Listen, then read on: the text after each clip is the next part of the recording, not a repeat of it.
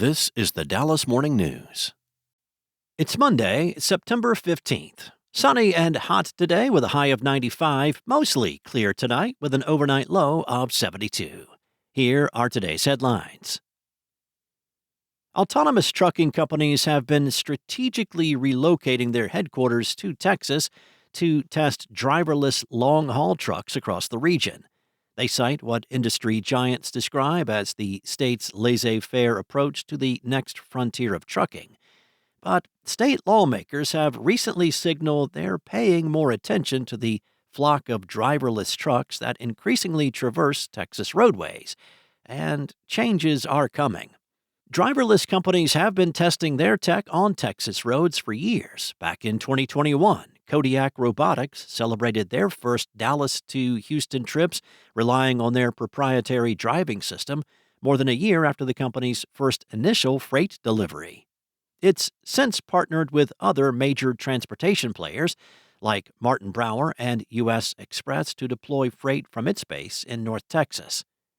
Pittsburgh-based Aurora Innovations recently began regular customer deliveries between Dallas and Houston using a driverless truck in May along Interstate 45, though it had long been testing the tech in the area. It made Aurora the first company to operate a commercial self-driving service with heavy-duty trucks on public roads without a safety driver, a human behind the wheel who could take over if things went wrong. Torque Robotics opened its first autonomous hub in Fort Worth's Alliance, Texas development in May, testing its self-driving trucks on Interstate 35 between Dallas and Laredo. And California-based Plus and its partners have been trialing its driverless trucking software system, SuperDrive, throughout the Texas Triangle this year. Yet the influx has presented new challenges for law enforcement. Austin's first responders contended with law-breaking cruise robo-taxis until 2023, when the company suspended its self-driving taxi operations in the city. Only recently did Texas lawmakers take the first steps towards addressing disparities. Senate Bill 2807 requires AV operators to submit safety response plans, including information on law enforcement engagement, to the Texas Department of Motor Vehicles. The legislation took effect on September 1st, and final rules must be adopted by December 1st.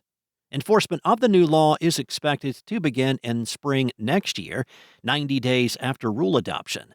The DMV will work with the Department of Public Safety and the Texas Department of Licensing and Regulation to issue operating permits once plans have been approved. In other news, the senior pastor at Friendship West Baptist Church has announced a temporary leave of absence after a medical diagnosis, according to a news release Sunday from the church. Frederick Douglas Haynes III has served at the church in Dallas for over 40 years. The 64-year-old pastor is scheduled to undergo surgery and will spend the coming weeks in recovery. Officials did not specify the exact medical condition Haynes will be treated for. The Reverend David Malcolm Magruder, executive pastor of the church, will assume pastoral and ministry responsibilities while Haynes is on leave. Next up, what started Sunday as a sleepy, sloppy affair and ended in overtime as a slap-happy, sloppy win makes you ask just who these Jekyll and Hyde Dallas Cowboys are after two wildly disparate performances. The team that came within a couple drops of beating the defending world champs in Philadelphia, or the one that needed extra time to escape the shot-in-their-foot New York Giants 40-37 yesterday. From a purely entertainment standpoint, it was certainly hard to beat. 6 lead changes in the fourth quarter alone. Dak Prescott threw for 361 yards and 2 touchdowns, and Brandon Aubrey booted 4 field goals, including a 64-yarder to force overtime and a 46-yarder to win it. Giants quarterback Russell Wilson exposed some deficiencies in the Cowboys' defense, completing 30 of 41 passes for 450 yards and 3 touchdowns, dropping dimes of 52, 50, and 48 yards on various Giants receivers.